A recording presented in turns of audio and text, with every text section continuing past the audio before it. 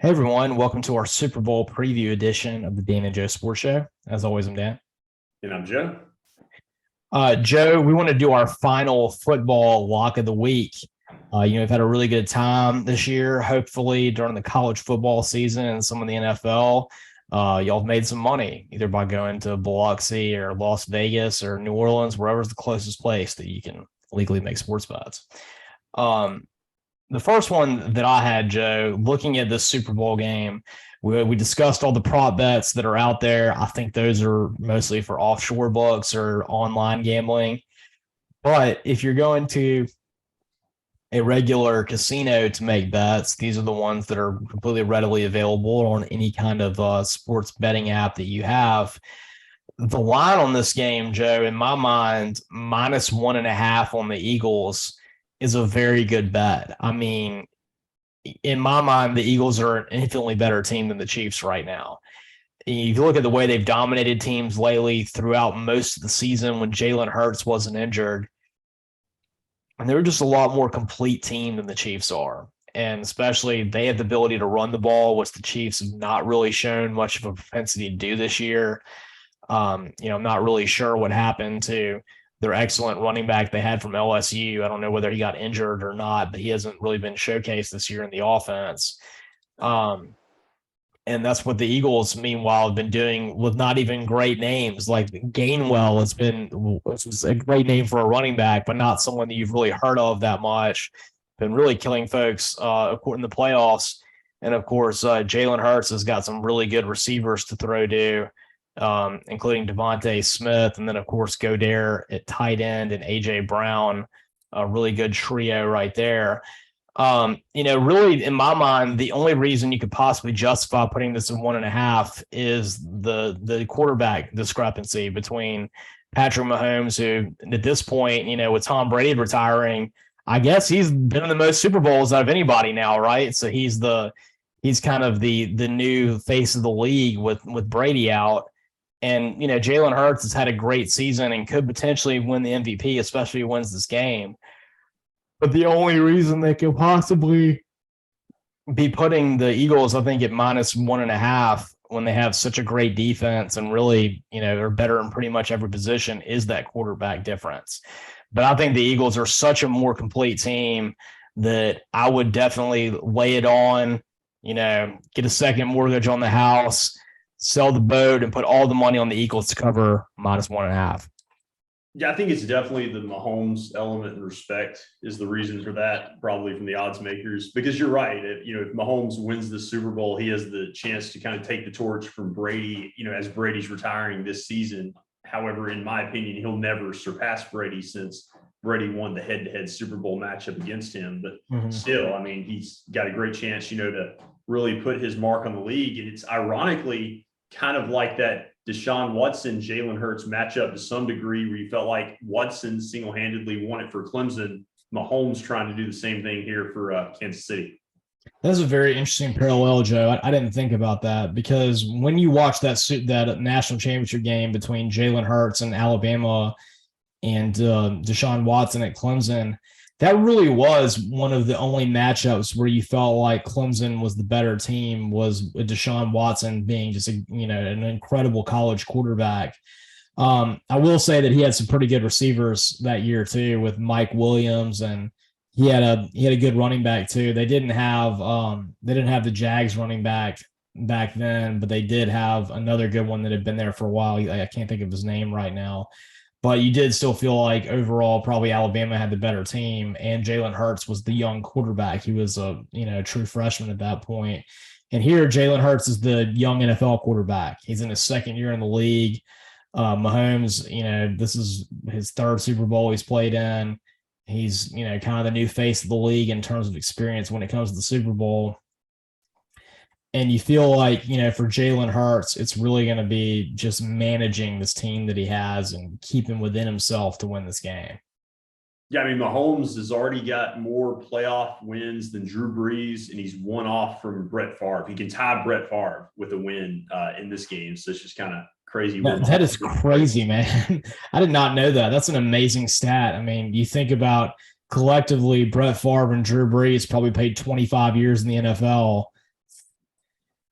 They played 40, I think, together.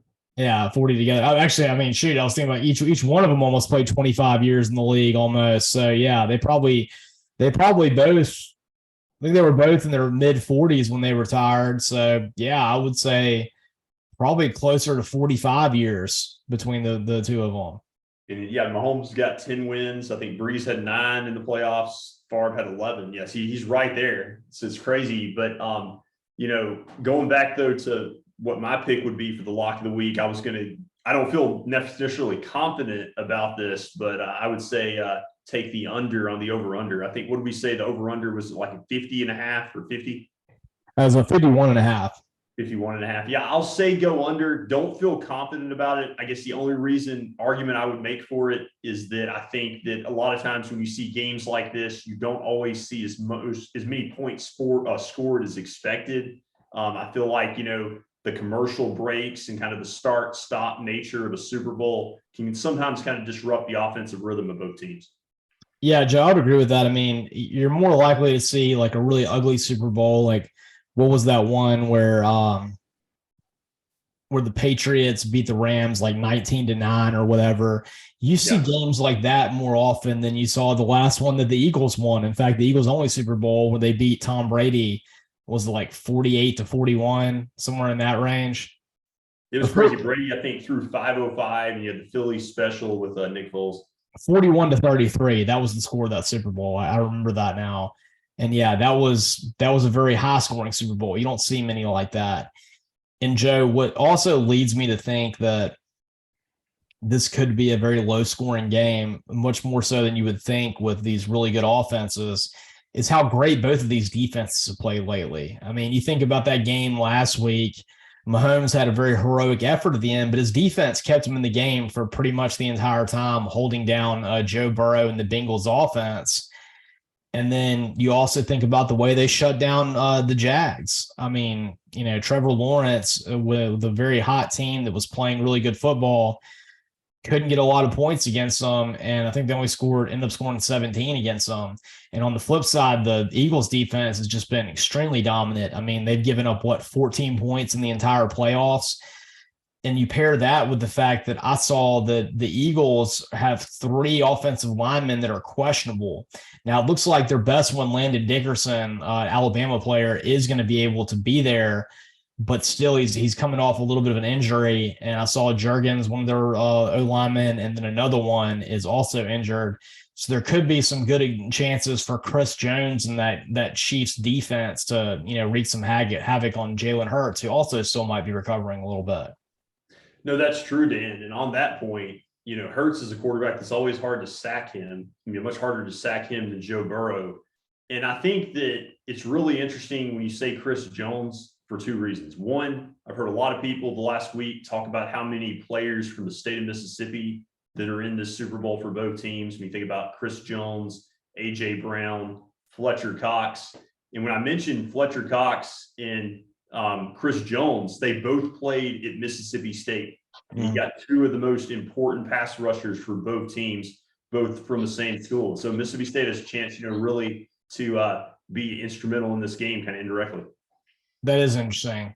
Well, Fletcher Cox, I feel like he's got to be someone that is a Hall of Famer because, man, I mean, he's got to have been in the league for like 12 plus years now. Yeah, he's been a while, and they're a while. I think he was in the league before Dak was at State, maybe. Mm-hmm. Yeah, he's had a very good career, and I think he's been with the Eagles for a long time too. He's had a lot of longevity with that program. Yes, absolutely. But for me, another parallel with this game, Dan, I wanted to bring up is there is something about this matchup with a team like the Eagles that's really hot, taking on the Chiefs, that kind of reminds me of Broncos Seahawks with Russell Wilson, Peyton Manning. Like, I don't think it's going to get that out of hand. But there is something about this Eagles team that kind of reminds me of that Seahawks team with a young quarterback and a great defense and a really hot team. It's an interesting parallel right there, Joe, because that Seahawks team seemed like they had everything that year, and they were really clicking, especially when it came to defense. And that game, I mean, from the very first snap where the center snapped the ball 10 feet over Peyton Manning's head, and he got crushed in the end zone for a safety, it never got any better. And that was one of the biggest beatdowns we've seen in the Super Bowl. And I could kind of see that. I mean, we know how good Peyton Manning was, and he, of course, later did win the Super Bowl for the Broncos. And this wouldn't be an indictment on Mahomes, more just on his team. I mean, he doesn't have the great receivers right now. His best receiver right now is probably outside of Travis Kelce, who, of course, is the best tight end in the league. But from the wide receiver standpoint, his best wide receiver is probably Juju Smith-Schuster, I would say. And Kadarius Toney's been a really good rookie, but he's injured and he's probably not going to play in this game. Yeah, and speaking of receivers, the other element is it's going to be a case study. Whoever wins this game is going to, I think, have an impact on how teams make decisions with their star wide receivers going forward. Because the Eagles were the team that went out and paid top dollar to get A.J. Brown. The Chiefs were the team that traded their best wide receiver in Tyreek Hill to load up on draft capital. So whoever wins, I think you could see a domino effect with other teams. Yeah, I think there's going to be a lot of GMs that are really paying attention to the outcome of this game. When you get to the point where you have your all-star wide receiver, do you pay him the money or do you let him go to get what you want? I think right now the Saints wish that they had gone the route of the Chiefs, and when Michael Thomas was hot and had 1,800 yards receiving, close to 2,000, they wish they would have gotten rid of him now instead of paying him all that money for him to sit on the bench. Mm-hmm. Yeah, I think without a doubt that they wish they could go back and have a do-over there. But I think ultimately, Dan, I'm with you in the sense that I definitely think the Eagles are going to win. I feel like they're just kind of the hot team coming into this game. I feel like it's really going to be tough on the Chiefs pass rush to tackle Jalen Hurts. I think that Mahomes is going to have his moments. Personally, I'm actually going to surprise a lot of people by saying that I'm kind of rooting for the Chiefs because my dad grew up as a Chiefs fan. Nowadays, he's not as big on the Chiefs. He's more of a Saints fan, but he was a fan of them back in the days when they were in the first Super Bowl against the Packers. He always liked them. And so I kind of appreciate that history. And I'm a Patrick Mahomes fan. And so I do want them to win, but I don't see a way that the Eagles don't win. I just think that they're too hot right now, and the Chiefs are just not going to be able to win it. Yeah, Joe, I like the Chiefs a lot too. I've liked them for a while. I had a friend of mine that I made on a study abroad trip who was from that area who, unfortunately, we lost him way too soon. He's no longer with us. And ever since he passed away, I've kind of been like a pseudo Chiefs fan for that reason. Yeah. But I will say that in this game, I kind of like the Eagles, and I'm kind of cheering for the Eagles too, because as crazy as it is, me being this huge Auburn fan I really like Jalen Hurts, and I like the Jalen Hurts story a lot, and I'd like to see him win a Super Bowl. And even though I've seen Mahomes, I wouldn't mind seeing Mahomes win one again. I like him a lot, and of course I like the Chiefs and Andy Reid and everything about him. I just kind of like Jalen Hurts, and I'd like to see him win a Super Bowl. It'd be an incredible story if he does it. I would like to see A.J. Brown win a Super Bowl. They have a lot of players on that team, from Mississippi. Devontae Smith would just be adding to his. I used to be the trifecta for him if he gets a third ring at this point. Yeah, I think Devontae Smith right now, what an incredible career he would have already had to have been, I think at this point, the greatest wide receiver in the history of college football, to winning a Super Bowl in your second year in the league. It would just be astounding. Yeah. So, it's just a fascinating matchup, for a lot of reasons. I think that, there's some people out there that are kind of, I think, downplaying this game and saying, they wanted to see Burrow in the Super Bowl, or some other names. But I really think this has a chance to be a really interesting matchup. Now, I think the Eagles are going to win, but I think there's, how should I characterize it? I think there's a lot of enticing storylines still about this matchup. Yeah, how about one of the best storylines, the one that we said is the best prop bet, and that's the Kelce brothers playing against each other in a Super Bowl. I think you and I talked about it. The only other time we think it could have been possible is with the Pouncey brothers that were both a good O-linemen. Yeah, I don't think it's happened, and that would have been the only reason. And so it's really a cool story for the Kelce family. And at this point in their careers, I think that Jason Kelce is 35, and so if the Eagles win, maybe he considers retiring. Kind of like who was it, Andrew Whitworth last year with the Rams. Yeah, that would be a cool time to do it. You beat your brother and go out on top. You can't beat that. Absolutely. Joe, so my final score, I like the Eagles to win this game 30-20. Okay. I'm going to go Eagles win. I'll say 31 to 16. 31-16. Okay. So we both look at that 2-score range as kind of where it's going to be at. I mean, I just kind of think that that's how much better the Eagles are than them. It just feels like a game where Mahomes gets some yards, but I see him, maybe having a safety like that kind of backfires, maybe throwing some interceptions, kind of like playing out to some level, Dan, like the Buccaneers Chiefs Super Bowl 2 years ago when it was 31-9. Yeah, and that Buccaneers team had just gotten so hot, and their defense was playing so excellent. And you saw the way that they disrupted Mahomes, and really, like, I mean, they kind of punished the Chiefs' offensive line.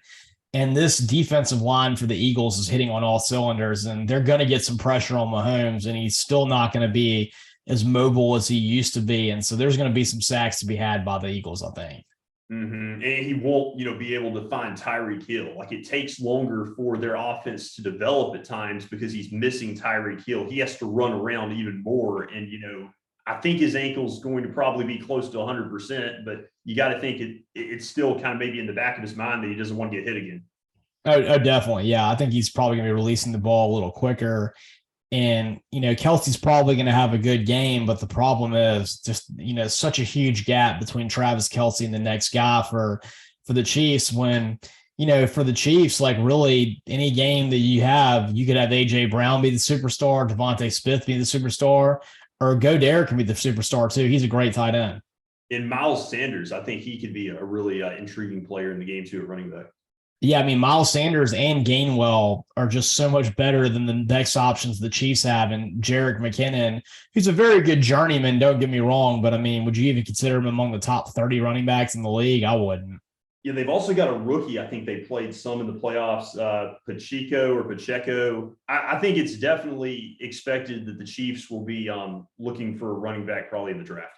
Yeah, I would think so too. I mean, this is a huge running back mismatch when you think of, Miles Sanders, Gainwell, and then of course Jalen Hurts' rushing ability, and you compare that with Pacheco and Jerick McKinnon, and then Mahomes' limited ability to run right now, and it's a huge mismatch there when it comes to running the football. Yeah, so I mean, it's just hard to see the Chiefs winning. It's hard to see for me to see a scenario where the Eagles don't win. I feel like if Patrick Mahomes pulls this off, this would be like a game that would define his career, and he would get so much credit for being like the guy and the reason why they win. Well, let me say this. The only Super Bowl he has when he beat the 49ers, you and I thought the same kind of thing. I mean, it was one of those games where the 49ers seemed to be the better team in every position except for the quarterback, and he was able to gut him through at the end and had a huge comeback. So he's going to have an effort like that, and it would probably have to be a similar game for them to win. Yeah, in the perfect segue to our last topic, Dan, real quick, it would be like a LeBron James against the Warriors back in 2016, kind of single-handedly being able to pull that off, coming back from the 3-1 deficit. And I just want to say real quick, LeBron James, even though we got the Super Bowl, of course, this week in the basketball world with the big headline with him surpassing Kareem Abdul-Jabbar's record for most points scored in an NBA career, over 38,000 points now for LeBron in counting. And kind of the interesting thing about this, Dan, that's kind of very coincidental, you can't make this stuff up. You think about 38,000, the number 38 was just an overwhelming theme for this record-breaking mark. LeBron is 38 years old, 38,000 plus points. He did it 38 years after Kareem set the record previously. And he also scored 38 points last night to do it. That's amazing. It's like I'm watching that movie, The Number 13. Yeah, it's just insane. You cannot make this stuff up. And unfortunately though, for the Lakers, they lost the game, which I guess would be a footnote at some point. The Thunder beat them last night. The Lakers aren't it doesn't look like going to be much of a playoff team or a playoff factor this year, but they definitely had their night last night. It was one of the most memorable nights, that we've seen in a while out in LA. I know that Phil Knight was there. Saw him in the crowd. He was one of the few people, Dan, that actually didn't have his phone out watching the score. Well, you know what LeBron ought to do for the next game is he ought to wear the number 38.